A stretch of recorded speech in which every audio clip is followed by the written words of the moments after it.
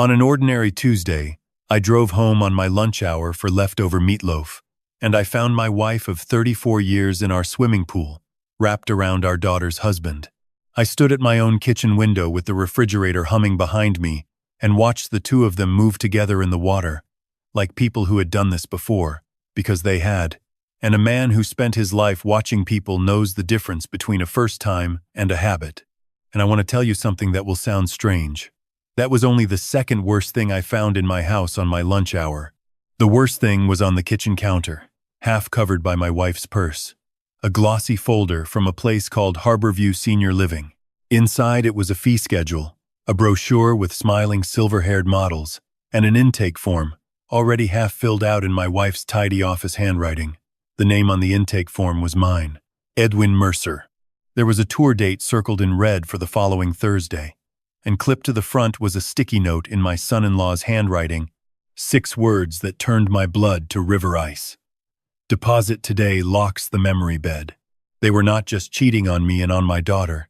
While I was trimming hedges and clipping coupons, the two of them had been shopping for a place to put me. A memory care bed for a man whose memory, I promise you, is the last thing anybody should have bet against.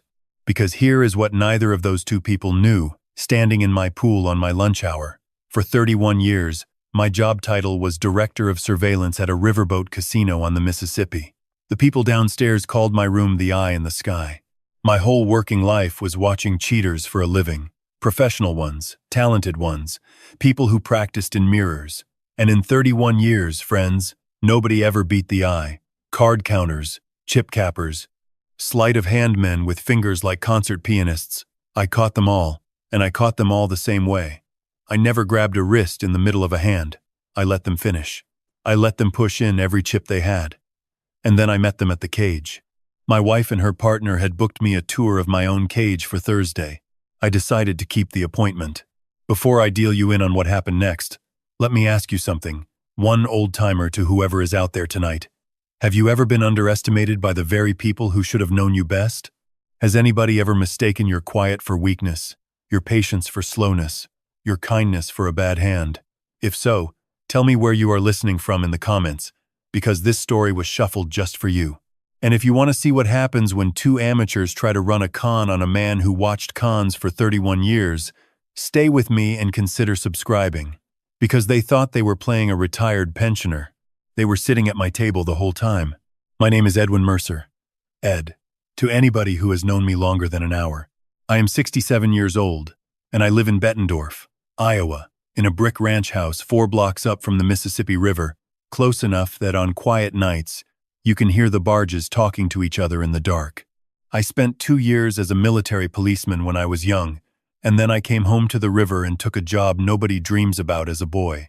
I started in the count room of a riverboat casino, moved to the floor, and by 30 I was upstairs in a dark room full of monitors, and I never really came back down. 31 years. Director of Surveillance for the last 19 of them. And I will teach you the whole trade in 2 sentences. The same 2 sentences I taught every rookie who ever sat down next to me in that dark. Do not watch faces. Faces are auditioning. Watch the hands. Hands cannot help themselves, friends. A man's face will tell you he is your friend, while his hands are dealing you seconds off the bottom of the deck. In 31 years, I watched 10,000 hours of people who believed nobody was watching, and I will tell you what it taught me about human beings. Most people are honest, the dishonest ones are patient, and the truly dangerous ones are charming.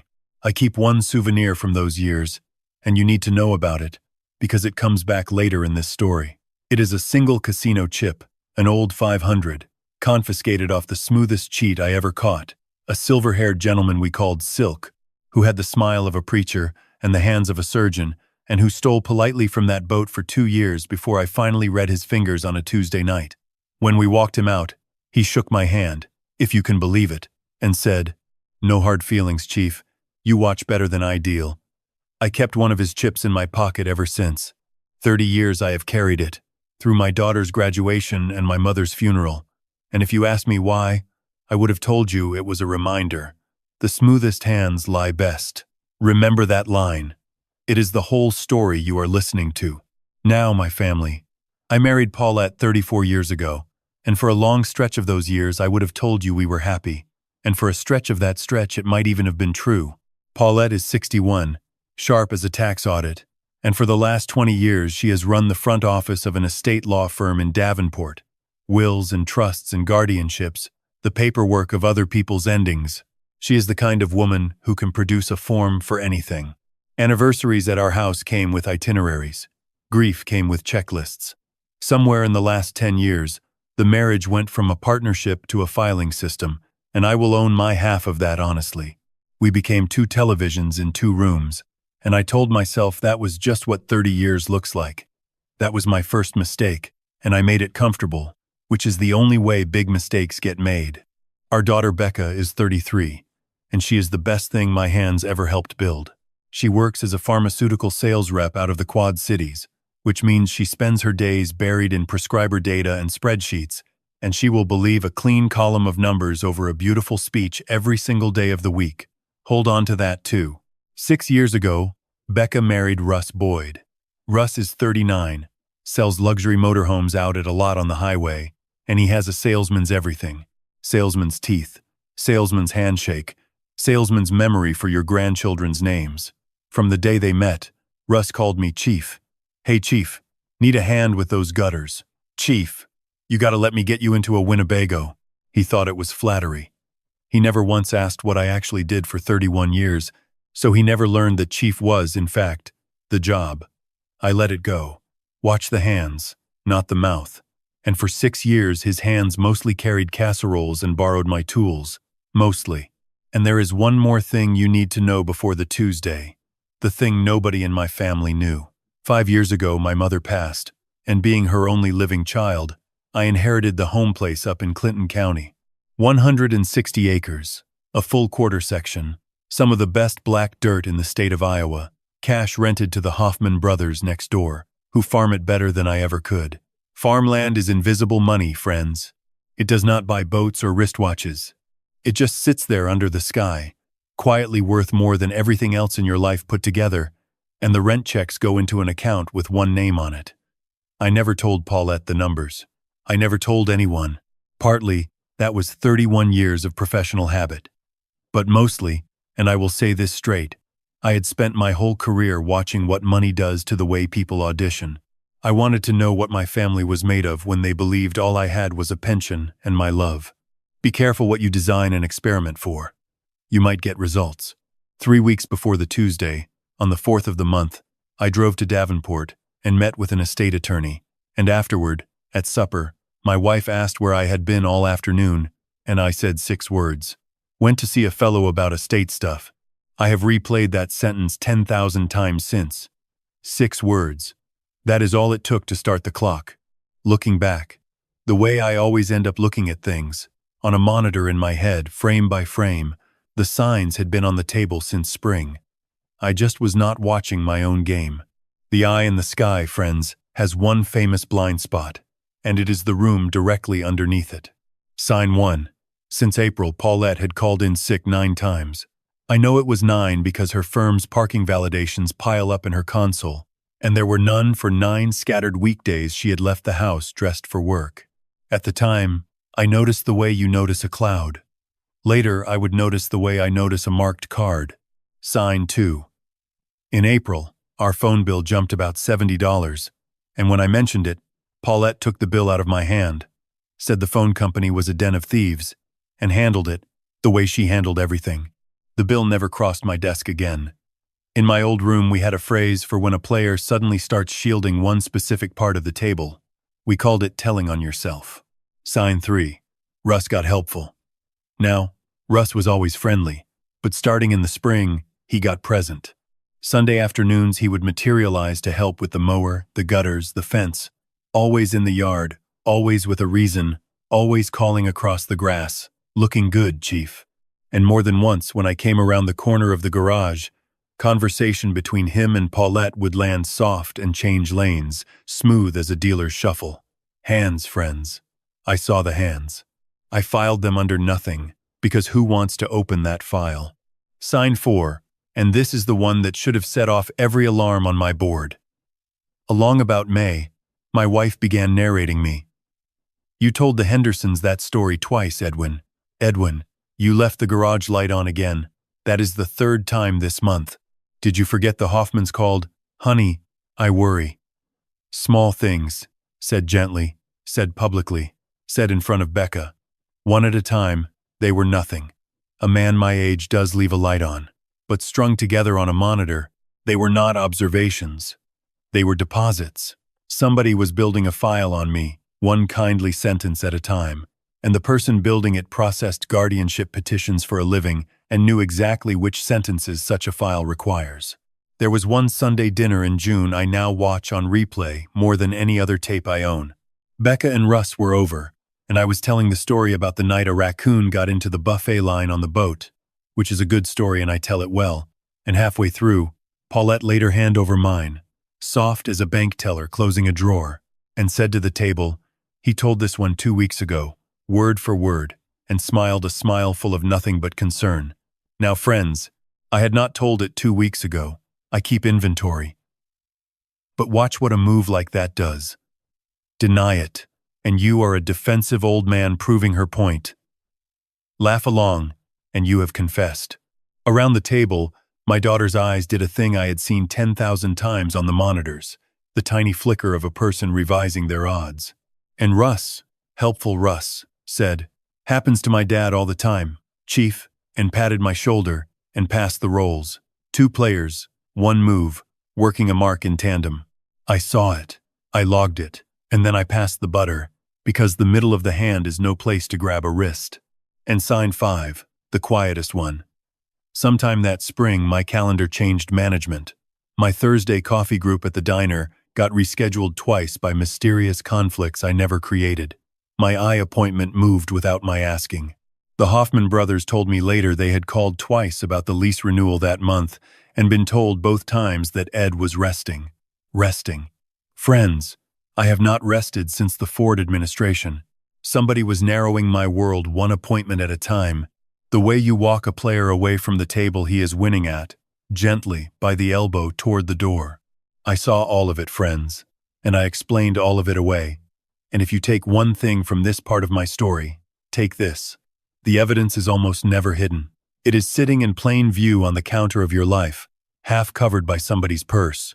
What is hidden is our willingness to read it, because reading it costs us the story we would rather keep.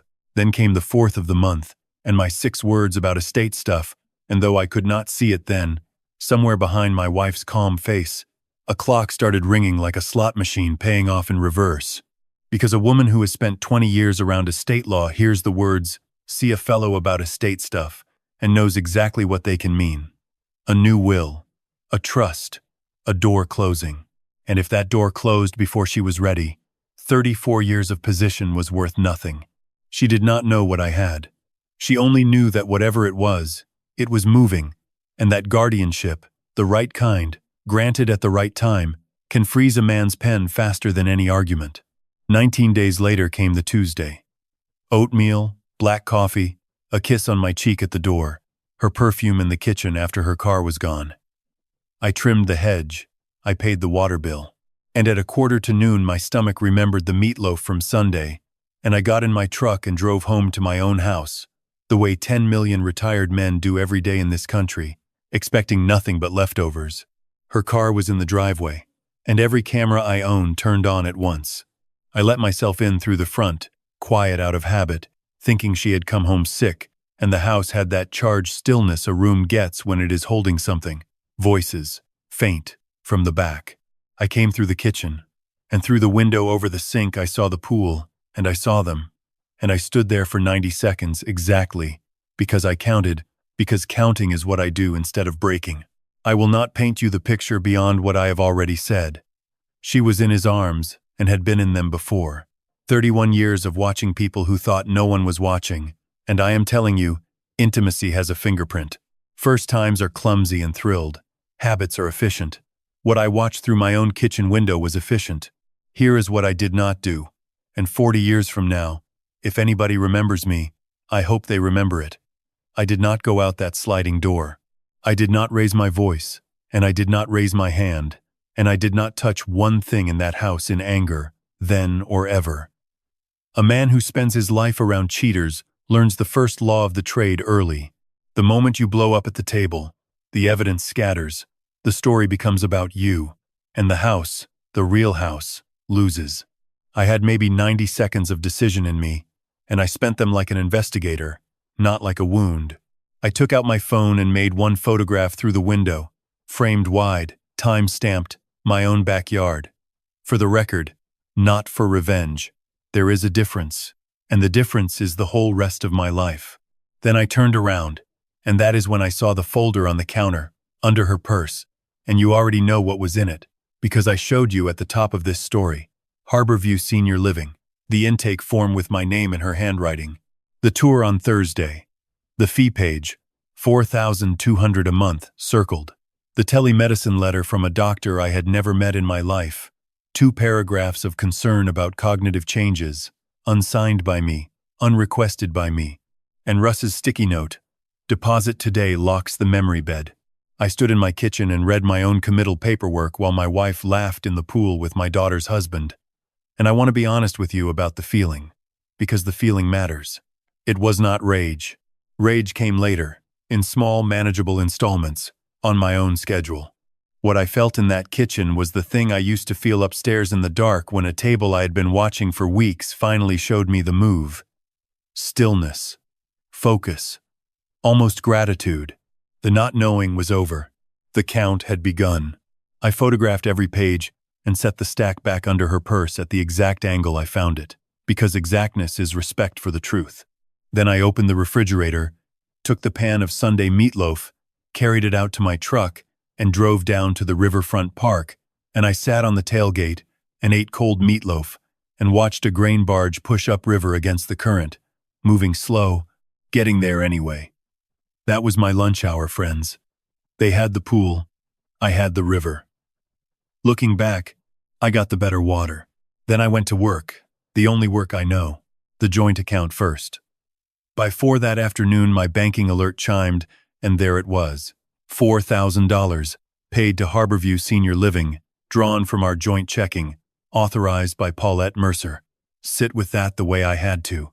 My wife paid the deposit on my cage with my own money, on the same afternoon she spent in the pool with the man helping her build it. The correlation next. 9 sick days since spring. Russ's dealership posts its demo schedule online, the off-site days when salesmen ferry motorhomes to fairgrounds and lake shows, days no manager can see them. I built a simple spreadsheet, the kind my daughter builds before breakfast. 9 sick days, 9 off-site days, 9 for 9. In my old room, we would not even have called that a pattern. We would have called it a confession. The phone bill I recovered online, the one that had stopped crossing my desk, 53 calls between her cell and his over 1 billing cycle, half of them longer than 20 minutes, nearly all inside working hours. Then the money on his side, and I will spare you the tradecraft, except to say that liens and filings are public records and one old repo man still owes me coffee. Russ Boyd was underwater, $62,000 in cards, a base boat costing him $940 a month, commissions off 40% on the year. A drowning man does not fall in love with a married woman 22 years older, by accident. Friends. He swims toward what looks like a dock. The letter came next, and this one I want every family to hear, because this is where the scheme stopped being ugly and started being surgical. That telemedicine letter in the folder, the 2 paragraphs of concern about my cognitive changes, was signed by a doctor I had never met, from a service I had never called. So Thursday morning I called the number on the letterhead, gave my own name and birth date, and asked, polite as a church usher, how a man gets evaluated by a physician without attending his own evaluation. The young woman on the line checked the file and explained, carefully, that the consultation had been an informational family intake, booked by a family member who had described the patient's symptoms over the phone, and that the letter itself merely recommended a full in-person assessment based on the family's report. Read that twice, friends. Nobody had examined me. Somebody had described me. The whole medical foundation of the folder on my counter was one phone call, made by the person building the file, reciting the very symptoms she had spent a season inventing at my dinner table. The stories I never repeated, the lights I never left on. Fiction, laundered through a letterhead into something that looks like medicine. I asked the young woman to note on the account that any future contact must come from the patient himself, in person, with identification. Then I thanked her, hung up, and added one more page to the count. In my old room we had a saying about moves like that letter. The paper is only as honest as the hand that fed it. And then I did the thing I promised you in the beginning. Wednesday morning, one day before the tour they had booked for me, I drove to Harborview Senior Living by myself, walked in as a prospective resident, and took the tour of my own cage. It is a fine facility, I want that said, clean and kind, full of good people doing hard work, and none of what follows is their fault. A cheerful director walked me past the dining room and the memory wing, and at the end she pressed the folder into my hands, the same folder, and said, "Your family must care about you very much, Mr. Mercer. They have already handled everything." And I looked that nice woman in the eye and said, "Ma'am, you have no idea. I signed nothing." I thanked her, and on the way out, I tipped the young fellow guiding the golf cart, because a man should tip in his own cage. It confuses the house. Thursday, I sat down across a desk from Renata Vogel, who has been taking divorces apart and putting estates together in the Quad Cities for 30 years, and who listens the way I used to watch, without blinking and without hurry. I laid it all out: the photograph, the folder, the deposit, the spreadsheet, the tele-doctor letter. When I finished, she read for a long minute, and then she looked up and gave me the 2 sentences I now hand out, like caramels to every gray head who will hold still. First she said, "Ed, nobody in this country gets signed away by their family. There is a hearing. A judge has to see you, hear you, and let you fight, with your own lawyer beside you. Families forget that. Judges never do. Write that down, friends, and I mean tonight. If anyone ever waves paperwork at you or at somebody you love, that is the law, and it is checkable, and it is the wall your rights are built into." Then she tapped the other file, the one I had brought from the 4th of the month, and she almost smiled. "And this," she said, "3 weeks ago you walked in here to keep your mother's farm out of probate, and you moved everything you own into a trust with a bank for trustee. Ed, you came in to build a fence. You accidentally built a bunker. Iowa divides what a marriage builds. It does not divide what a mother leaves her son, so long as he never mixes the two. You never mixed. Surveillance men rarely do. Because that, friends, is what my 6 words had actually meant. Went to see a fellow about estate stuff. On the 4th of the month, every acre of Clinton County dirt, every rent check, every dollar of my mother's careful life had gone into the Mercer Family Trust, professionally managed, beneficiary my daughter, beyond the reach of a guardianship, beyond the reach of a divorce, beyond the reach of anyone auditioning. The same sentence that panicked my wife into speeding up her plan had, 3 weeks earlier, already emptied the vault her plan was built to crack. There is a word for that in my business. The word is house edge. So Renata and I made a plan, and the plan was the oldest play in my book. Nothing. We would do nothing loud. The divorce petition was drafted and parked. The exhibits were tabbed. And then I would go home and be Edwin, mild and foggy and manageable, and I would wait, because I knew my wife. And a woman who has paid a $4,000 deposit does not let a memory bed sit empty. They would call a meeting. They would bring the folder. They would, in the language of my trade, push in the rest of their chips. I will confess, the week that followed was the strangest performance of my life, and I gave it everything, because a mark who suddenly sharpens up spooks the whole table. I left the garage light burning on Tuesday, deliberately, and stood at the bedroom window watching Paulette notice it from the driveway, watching her pause, watching her make a little note in the small spiral book she thought I had never seen. I let her remind me about a dentist appointment I remembered perfectly, and I thanked her twice for it, 10 minutes apart. I told the raccoon story at Wednesday supper, unprompted, from the top.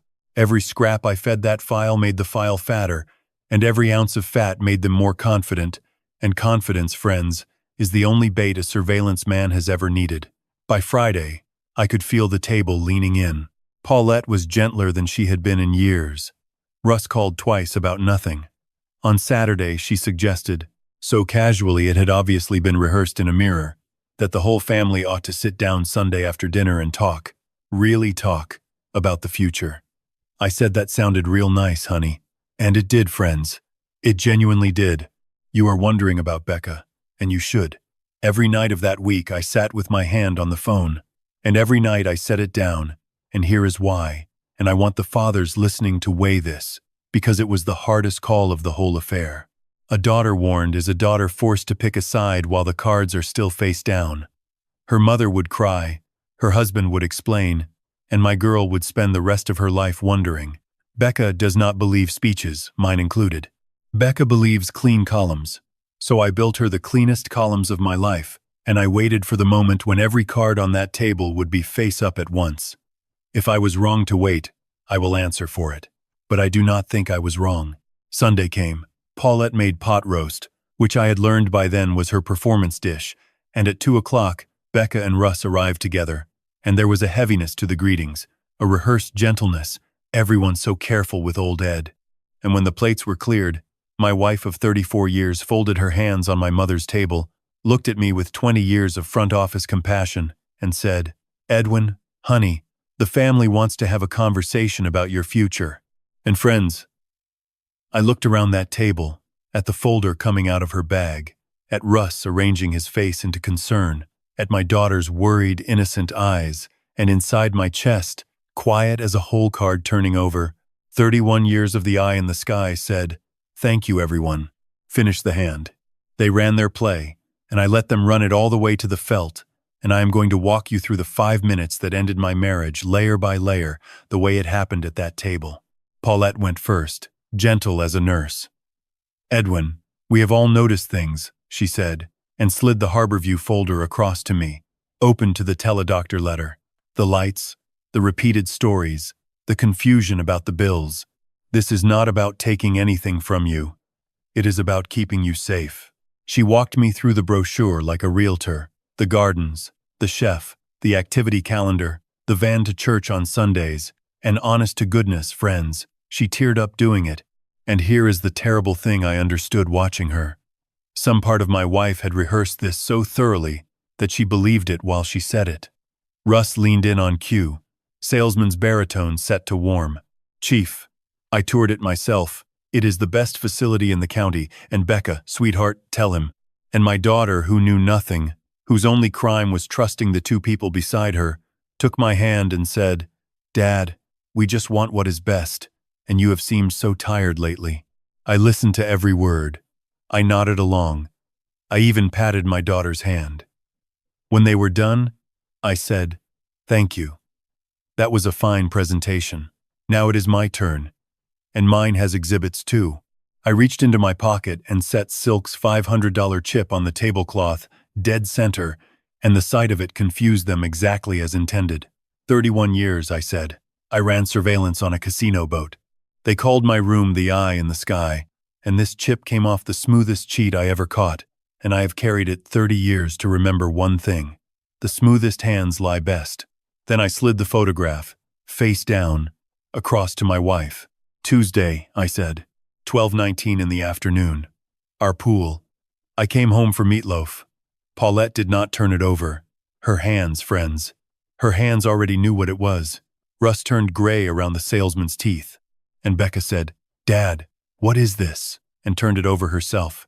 And the sound my daughter made is the only part of that afternoon I would give back. Then, because my girl deserved columns and not speeches, I laid the spreadsheet beside the photograph.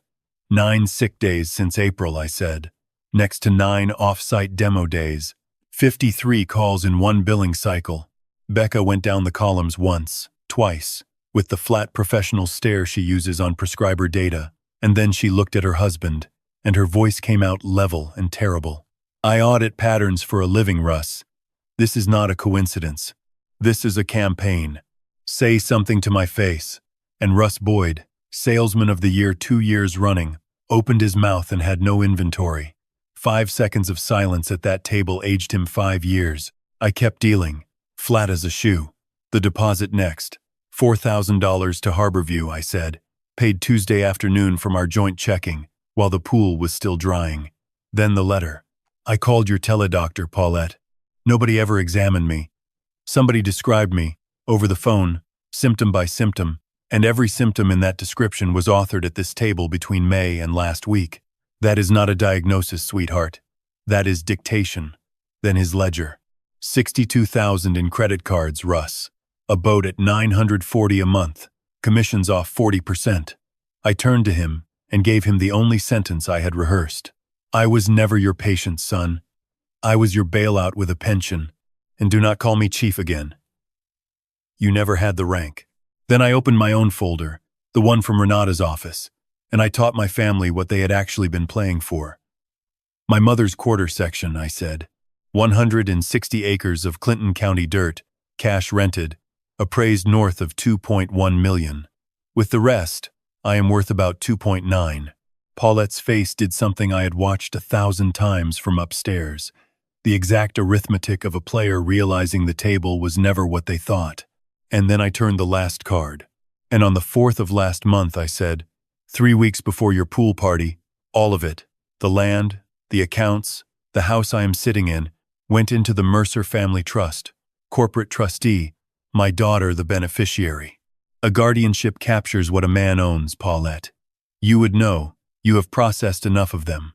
As of the 4th, I own a recliner, a pickup truck, and this leftover pot roast. You rigged the table for a pot that had already left it. If your jaw is on the floor the way 3 jaws at my table were, do me one kindness.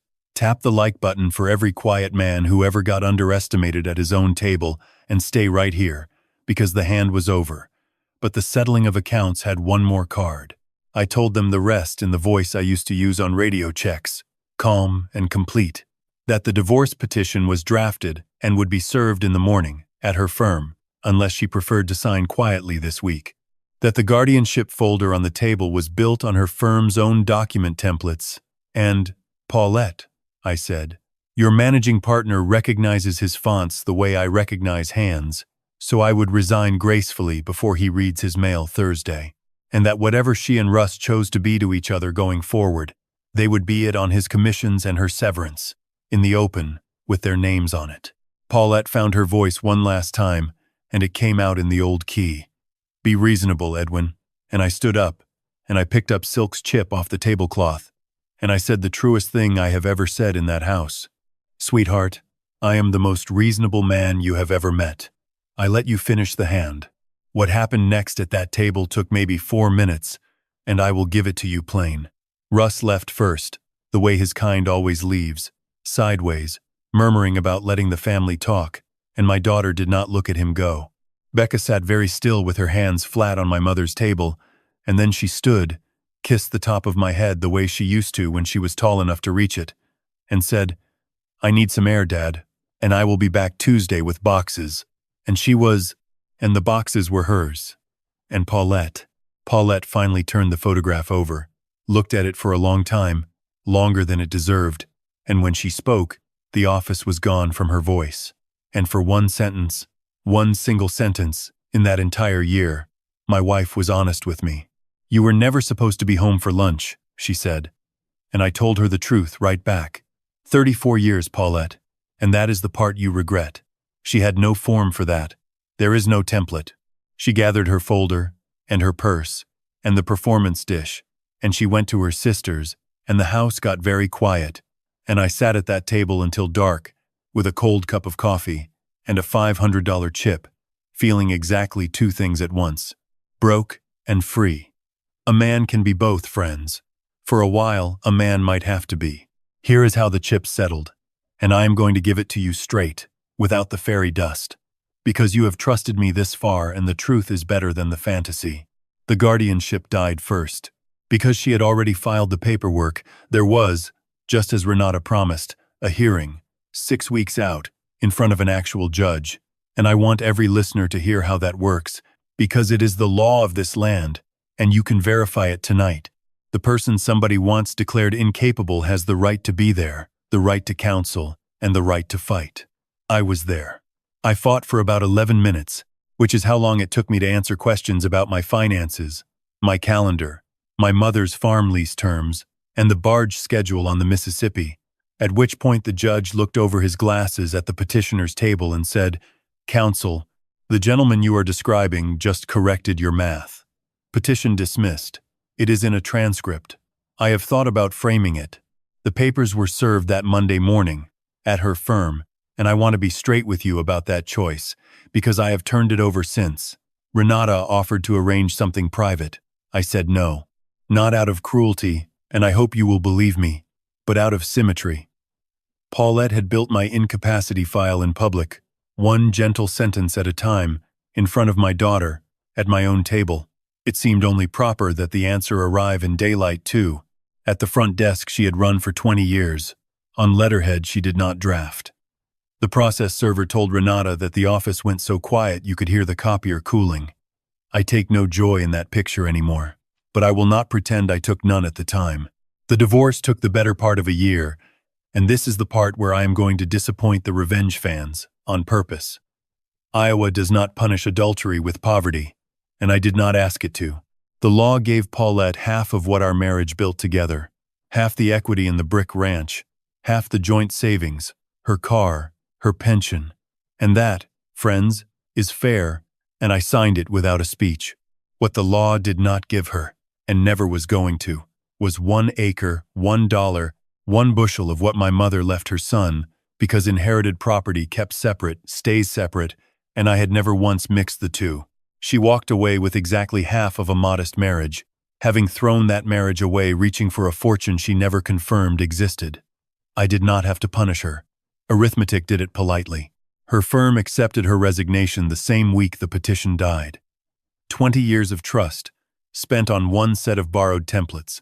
Becca filed on Russ within the month, and my daughter, being my daughter, itemized. The base boat went back in the spring. The motorhome he had sold himself at employee pricing went back in the summer, because employee pricing does not survive a 7th missed payment. And the grand romance, the one worth blowing up 2 families for, lasted 7 months in a rented duplex, before it died the way those things die. Quietly, under the weight of a boat loan and a motel kitchenette. I did not celebrate when I heard. I just nodded. Love built on a bailout forecloses on schedule. And Becca, my girl, took it the way strong people take a beam across the shoulders, which is to say it staggered her, and she carried it anyway. She spent that first winter in her old bedroom down the hall, and some nights we did not talk at all. We just did jigsaw puzzles and let the furnace make the conversation, and some nights she asked me questions until 2 in the morning. The one that mattered came in February, over cocoa. Dad, why didn't you tell me the day you knew? And I gave her the truth I had weighed all those nights with my hand on the phone. Because you deserve to see every card face up at once, honey, and because I know what you trust. She looked at me a long moment, and then she said, columns, and I said, columns, and that was the whole absolution, and it was enough. She handles the farm paperwork now, the lease renewals with the Hoffmans, the trust statements, the tax folders, all of it in spreadsheets so clean you could eat off them. 34 years. The paperwork in my family was a fortress somebody else held against me. It finally changed hands, and the new administration is friendly. And last month, without being asked, she made her grandmother's meatloaf from the recipe card in the tin box, and we ate it warm at the kitchen table, and neither of us said anything about the last pan of meatloaf and where I had eaten it. But we both knew, and it tasted like a flag being planted. I want to leave you with 3 pictures, because I am 67 years old, and I have watched enough screens to know that in the end a life is not an argument. It is footage. The first is from October. Harvest. The Hoffman brothers brought the combine into my mother's quarter section on a gold and blue morning, and Becca and I rode along in the cab, up above the corn the way I used to sit up above the tables, except everything below us this time was honest. Dust like glitter in the sun, the header swallowing rose, and I put my hand on my daughter's shoulder and told her what the trust papers already knew, that every acre of her grandmother's stubborn, careful, invisible fortune was hers down the line, and that the only thing the land ever asks is that you never pretend to be poorer or richer than you are. Becca watched the corn come in for a while, and then she said, Grandma would have liked the columns this year. Best appraisal I ever got.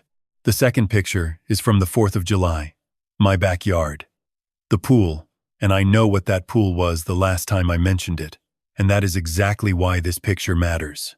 Becca invited half the neighborhood, the Hoffman kids cannonballing, 2 old boys from my surveillance crew arguing about horseshoes, burgers going on the grill. I ran like a pit boss. And along about sunset, my daughter looked at me standing there in my trunks, holding a spatula, hesitating, and she said, "Dad, the water never did anything wrong." So I handed her the spatula, and I got into my own pool for the first time in 4 years, and I floated on my back while the first fireworks came up over the river, and I am not ashamed to tell you, my eyes were not wet from the chlorine.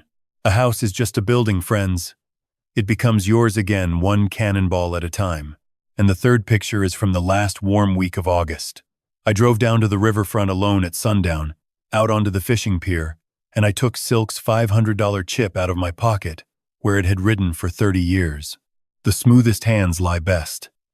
I had carried it all that time to remember that cheaters exist. But standing over that big brown patient river, I realized I did not need the reminder anymore, and I did not want it, because there was a better lesson on the other side of it now. I flipped it off my thumb the way the old dealers used to, watched it turn over in the last light, gold, brown, gold. And the Mississippi took it without a splash worth mentioning. Kept it 30 years to remember that cheaters exist, friends. Let it go to remember that they lose. So here is the closing count. From an old man who spent his life in a dark room learning what people are. Watch the hands, not the faces, in business and in love. And when the hands and the words disagree, believe the hands. Know your rights, and teach them to somebody older than you this week. Starting with this one, that no family, anywhere in this country, can sign a person away without a judge looking that person in the eye. Keep what your people left you separate and honest, and keep your own counsel about it, not out of fear, but because money is a spotlight, and some things grow better in ordinary light. And if you ever stand at your own kitchen window and see your whole story change in 90 seconds, remember an old surveillance man's first law. Do not blow up at the table. Finish your lunch. Watch the river. And let them push in every chip they have. If this story earned its seat at your table tonight, share it with somebody who has been mistaken for a bad hand, and tell me in the comments what you would have done in those 90 seconds at the kitchen window, because I have wondered about everybody else's 90 seconds ever since. And subscribe if you want more true-hearted stories from the riverbank, because the barges keep coming, the current keeps moving, and the eye in the sky, friends, is retired, but it has not closed.